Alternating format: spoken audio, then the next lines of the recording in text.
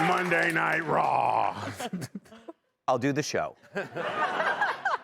Good evening, everyone. So golf legend Tiger Woods was arrested on DUI charges after he flipped his car. Police say the crash could have been worse, but Tiger is only half Asian.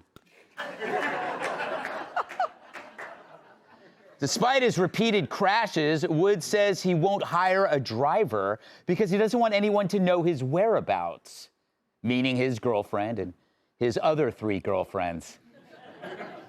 All in one. Court documents revealed that YouTube employees admitted their goal was to get viewers addicted.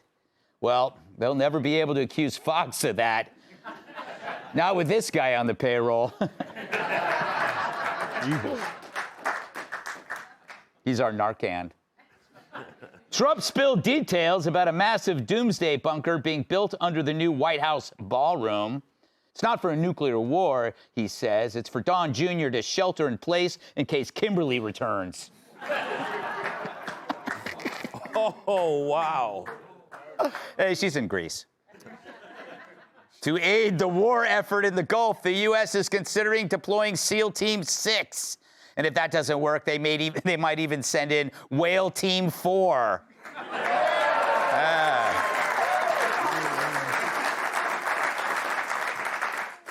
For Easter, Costco is offering a 10-pound chocolate bunny for $140.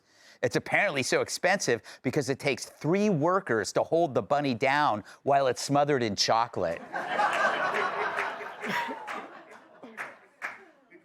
That's my favorite joke. The Bidens have adopted 2 rescue black labs, while their son Hunter has rescued a meth lab. Totally redeemed yourself. And finally, Women's History Month is approaching its end. Women claimed it was a great month, except for 4 horrible days. What? Anyway. On flow?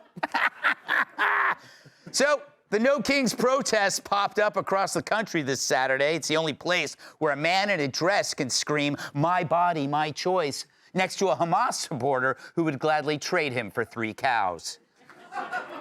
There were hippies, Marxists, Hamas lovers, Antifa thugs, shrieking geriatrics, and assorted pervs playing dress-up.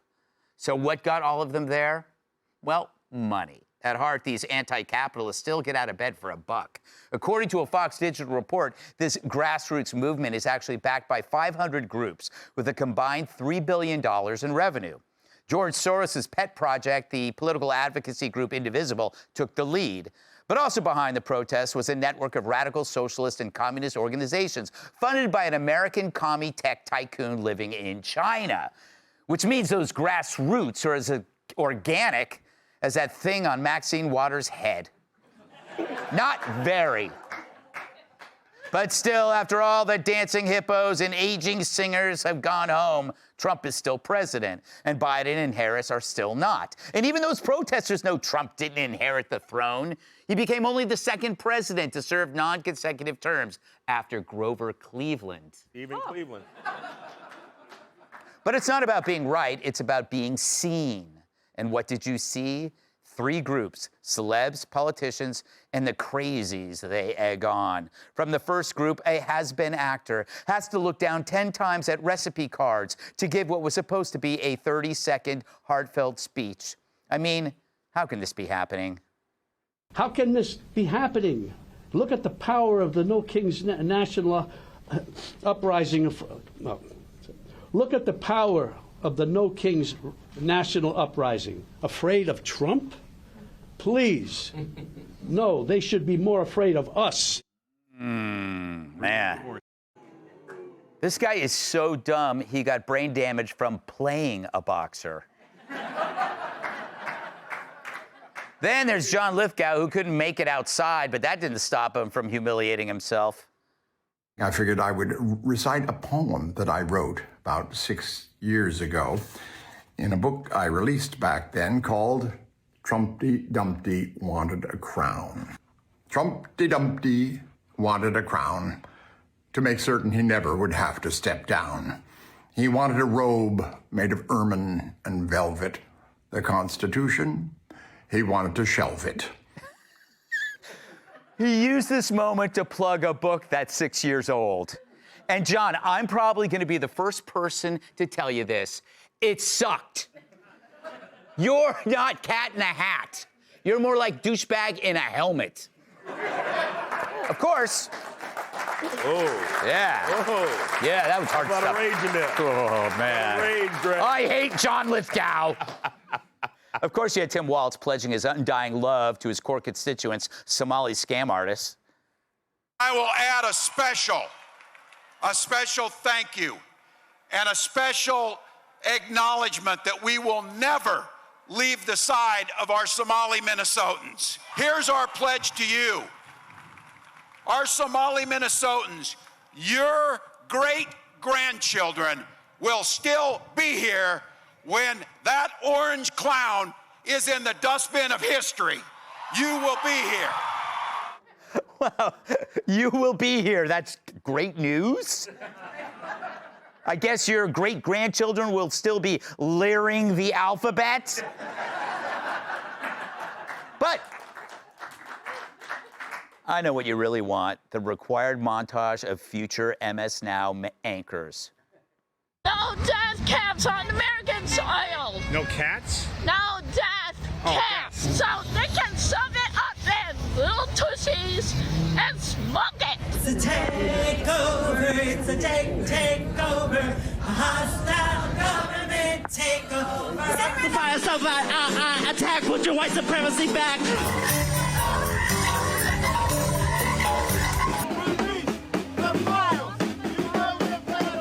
We are resistance grannies, we're tearing off their fannies.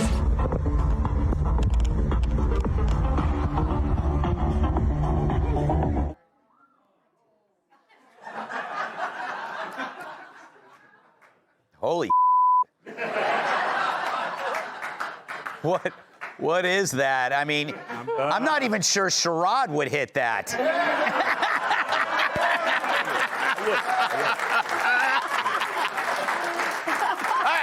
I'm gonna be honest, I wouldn't even hit that with Sherrod's. It could reach. Of course, there was violence. In L.A., protesters hurled rocks at cops and tried to breach the gate of a jail. One sprayed a federal building with a message that advocated killing ICE officers. In Portland, they broke through ICE facility gates and burned American flags. And everywhere, the communist hammer and sickle was proudly waved, which is no surprise. The Communist Party of America was a co-sponsor of the event, along, of course, with billionaires overseas. So, yes, this entire movement is backed and cheered on by celebs, media figures, billion-dollar organizations, politicians, and our global adversaries. But somehow this protest is the little guy fighting the king? Right. Here's the truth. Life in this country is so good that its resident goofballs can don costumes and scream about it being the worst country ever.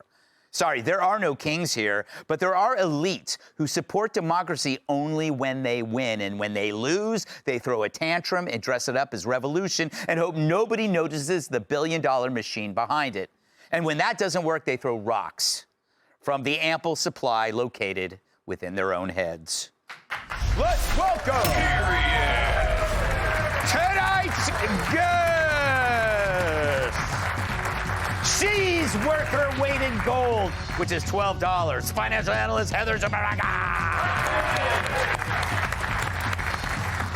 His comedy makes people LOL, i.e. leap off ledges. Comedian Sherrod Small. I'm back, baby. As a libertarian, her child considers the baby monitor a violation of his civil liberties. New York Times bestselling author and Fox News contributor, Catch him. Wrestler, comedian, podcaster, actor are all jobs of people he beats up. Former NWA world champion and host of the Planet Timer podcast, Harris.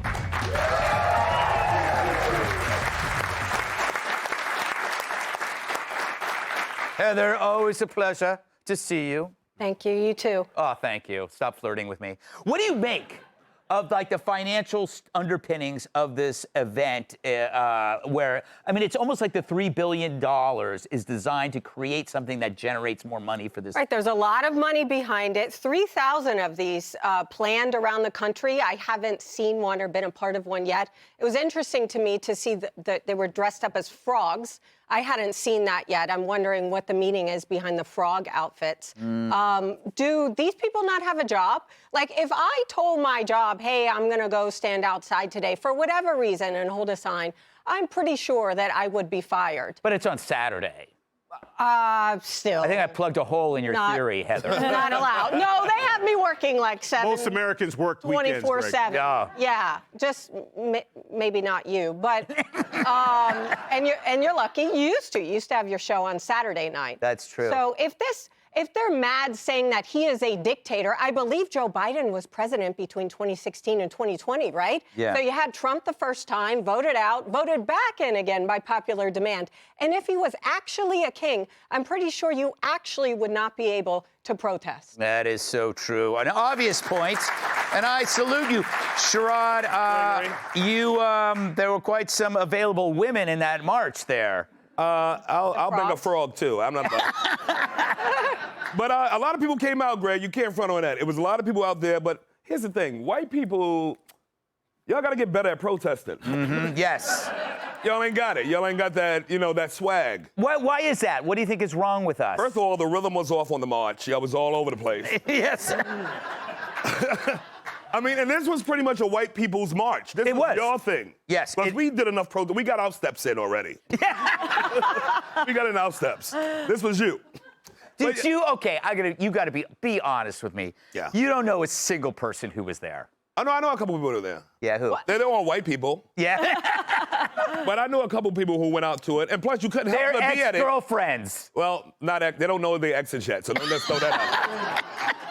But the one in New York City was right in Midtown. Yeah. Right by the Trump building.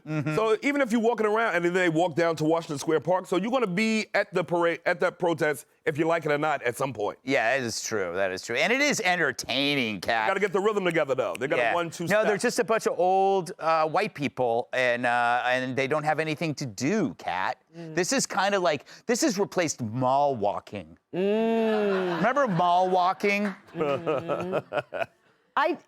I guess. Do you remember malls? Yeah. No, I do. I was alive for malls. Oh, good. Yeah, absolutely. I got fired from a Ruby Tuesday in one, but that's a different story. There's only 2 kinds of malls, Greg. You know that. White people mall and a mall white people used to go to. Chris Rock. I do think it wasn't just old people, though. I think for young people, I think it was maybe a social activity. Go out, get some fresh air. And it's like 2 social activities in one. Like night 1, you make a sign. Yes. Right? Yeah. Night 2, or day 2, you carry the sign around. Right. And then you take your sign, you go to the bar, you meet other people with signs. That's really, I think it's a social gathering, it's a social event. They don't go to the bar, though, do they? Not enough, but here's But the they thing. should. You know why, Kat? They should go to the bar and somebody goes, hey, what's your sign? Yeah, Let him have it. Let him have it. I will say that I don't really understand the no kings vote. If you want to do an anti-Trump rally, then do that, because no kings doesn't make sense. Because if this were really a protest for, hey, the government has too much power, I agree with that. But do you agree with that the government has too much power? Because so many of these same people, they voted for Zohran Mamdani, who talked about wanting to seize the means of production. Their solution is more government. So do you want no kings, or just really it's you don't like the current president? Yes. I know it doesn't have the same ring to it, but your solution is more government. You want bigger government. I don't understand how you can be somebody who has so many problems with the current government and not reach the conclusion of, oh, maybe I shouldn't want to give them even more power than they have now. That's the logical disconnect that I've never understood. It's a fair point. You know, Tyler, so I look at this and I see it as like a kind of a group therapy in which it's very, it helps them, but it doesn't persuade anybody watching it. You're looking at it going like, I don't I can't agree with these people. They're miserable and loud, and they probably smell. I just looked at it like the breeding grounds for people who don't breed well. Yeah. Mm-hmm. Like, you know, they were all picked last for You always dodgeball. wonder what happened to the kid that ate paint, or the one lady who thought paper mache was the future. Well, there they are. And we laugh at it, but only in this country can you get away with basically trying to start a very polite civil war. Yeah. Like, and it's not even polite anymore. They literally push, oh, the president should be shot. Nobody cares. Anyone who's against us, something should happen to them. Like, if we took the fact that these are all pasty, chubby bags of oatmeal, we're all not threatened by them. So when they march with their flags, you're like, wow, they got 8 steps in without having to get their inhaler. Yeah. And then they vape afterwards. So they're so confused, it's ridiculous. But what we're seeing here, especially this clip with the red flags and stuff, now if these were military-age brown men marching like this, screaming for death of America, we would all be going, where's our National Guard? Yeah. But because we continue to allow this, they are telling us, they are showing us exactly who they are and what they want. They just don't have the physical ability to attack. So they do stuff like this, but they should be treated, you should treat them with the same with the same laws that you would with somebody who is in shape of military age making these threats, because they are trying to produce martyrs from the bottom of our society, confuse people who are trying to belong. This is the group that tells them it's okay to take a shot at the president because he's evil anyways. It's okay to go after a school because you crack a few eggs to a better thing. So we can all laugh. If this was a PE class, we'd be like, wow, this is terrible. But they are trying to inspire the flipping up of our society, and at some point we need to start treating them like that. They're lucky that this president is not a Democrat, because the National Guard would have been unleashed on them, and they would have been called domestic terrorists. All those flags would have been hemmed up, and they would expect everyone to cheer for them. So we have an invasion in this country. It's just they're not physically threatening enough for us to take them seriously. Yeah. Be sure to like and subscribe for all the Fox News latest on YouTube, and catch full shows streaming now on Fox One.